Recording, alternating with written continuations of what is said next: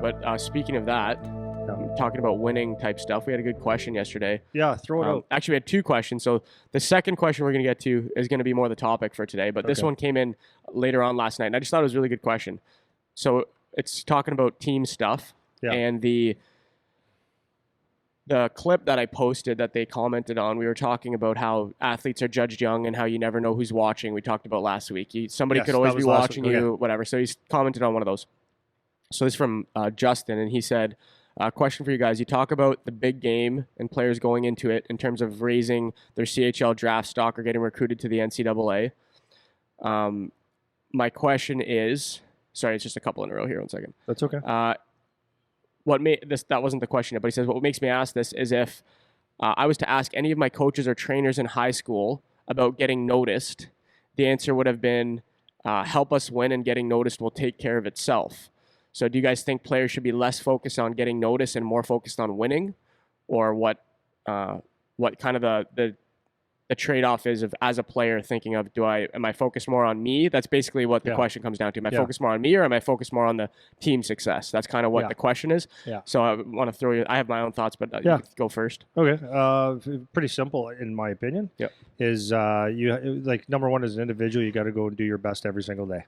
And as an individual, you always do, what can I do to make my team better? That's the bottom line. You're going to have a role and all that kind of stuff. If you focus on winning, like when you're playing for a team, the goal is to win a hockey game and to play as a team. So, maybe I'm confused on the question now that I'm thinking about it. Is it? Want me to dial? Yeah, go ahead. So my thoughts on this is, because he's asking, so as a player, do I need to focus more on myself getting noticed and doing what I need to get noticed? Or do I need to focus more on, let's have the team win? And my brief response to him was basically the thread that I was throwing at him is, obviously, if your team wins, you're going to attract more attention because more people pay attention to teams that win. That's true. And that can be helpful because if you're on a team that wins, more people want to watch the team that wins, right? More people want to be a part of why do they win? The journey. It was like, it's like you said with the AA team in Essex when they're little punks of freaking having a sellout night at the arena of people watching. That's because they keep winning. Yep. So it's interesting. So that's definitely a factor. But I just kind of disagree with the way the question is posed because he's saying it's more like, it's like an either or. Yes. Right? Yes. And it's not, I don't think that's how it is. It's both, they can kind of complement each other and go hand in hand. So you doing the things that you need to get to be noticed, whether that's on a personal level, how you play, making people around you better, all of those factors, that's directly or indirectly going to contribute to helping the team to win.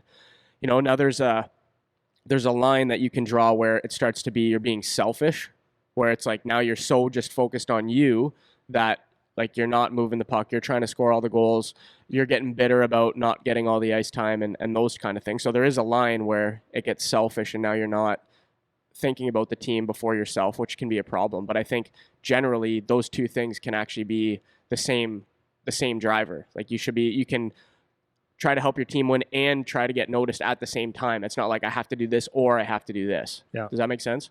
Yeah, no. Yeah. It makes total sense. And I'm going to not argue with you, but I'm going to say there's a general, someone that was in here last night, and these are the actual words speaking of this.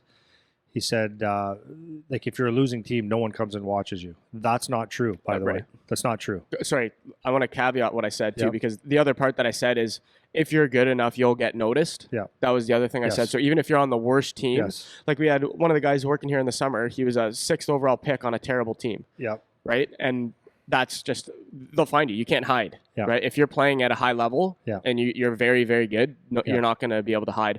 Yeah. If you're one of those guys that would be maybe like a mid-draft pick or borderline not getting drafted, but you play on a really good team, that's something that could get you a couple more looks or a couple more chances or whatever.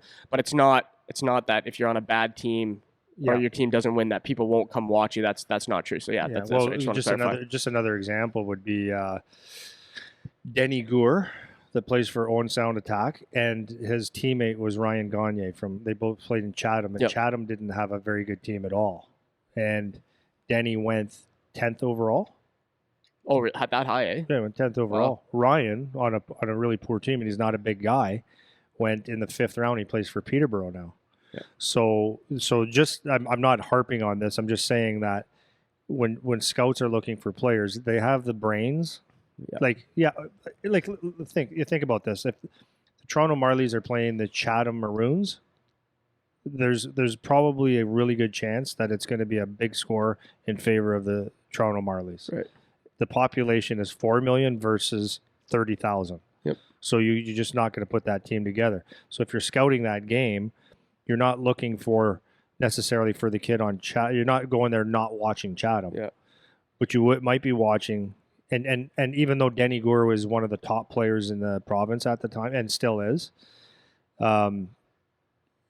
he's probably not going to get 6 goals or 5 goals. But but what they're looking for is who's competing anyways. Yeah. Who's making it hard for their top players. Oh, and he actually competes with these guys. So the scouts see it, and they could piece together that, okay, if Denny played with that guy and that guy on the Marlies, let's say. I always use the Marlies because it's just the name that comes up.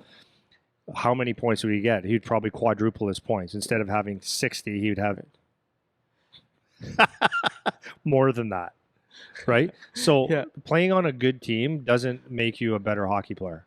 In fact, if you play on a really good stacked team, you might just blend in and it makes you less exciting. Well, less we talk appealing. about that too. It can go both ways. Yeah. Right? Like if you play on the super team, that might make you blend. Yeah. If you play on a bad team and you're a good player on a bad team, then you could really stick out. So the winning point of it, like the fact that you win or not, isn't like sufficient to get or isn't necessary to get noticed. Yeah. You know, you can be on a bad team and just be really good. And the other part, just kind of a side note, is when people talk about the getting noticed thing, people talk about it like scouts don't have a brain. That's what I mean. You know what I mean? Like they're just waltzing into the who's the top best 2 team? teams and only watching them. And it's like, no, these guys are trying to find the best players. Yeah. And they're going to do whatever they have to do to find those guys. It could be, you could be in Timbuktu, wherever. There's guys that get scholarships out of Alaska. There's people like they come from all over the place. They're going to find, if you're good enough, they're going to find you. Well, and Brownie that plays in Chatham, so he's another one of our customers. Those guys that we said are customers of ours. Brownie that got drafted 5th or 6th round to Saginaw. Yeah. That's what the scout and the GM said to me. They said, like, I really, really like this kid. He was not on a great team. They didn't score goals. He goes, but this guy really competes. Like, he competes and he makes good decisions and he just doesn't stop. Yeah.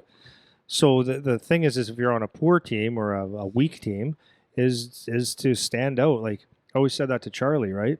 I tell that to all the kids. Is like, don't worry about how good your team is. If you're going to be a good player, make the people around you better. Compete, and you do something about it. You make the team, you drive that bus. Yep. If you drive that bus, people notice that. Yep. Period. You don't have to be good. You don't even need matching socks. Go play well. Yep. Now, on the side note, or not a side note, but to answer that question is, you never play for yourself. Like it's a weird way to say it. You always play for yourself. Meaning giving your best and doing whatever your team needs. But you always play to win. So if you play a system, like, again, scouts are not stupid. If they see that a team is very defensive because they're not very good, and there's one forechecker and there's 4 guys in the neutral zone, then the scouts and GMs know that, okay, there's a system put in place that this kid can't go and, just forecheck all day. And if he just carries the puck by himself, you look like an individual. So you just have to play hockey. If you make good plays all the time, make good decisions, and you have an effort and commitment and show some hockey sense, you will get noticed. Doesn't matter who you are. Good hockey players get noticed. So it's never about the individual ever. They always say there's no I in team, and it's true. Yep.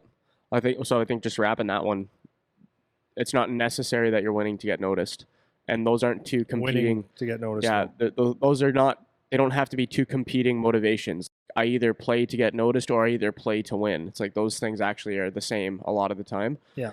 But it's definitely not a necessary thing to get noticed. So I hope that that answers the question. So just a flip side of that, when you play on a super team, we've said it before, but like this year in the 05 OHL draft, there's a couple teams that they were the super teams, supposedly.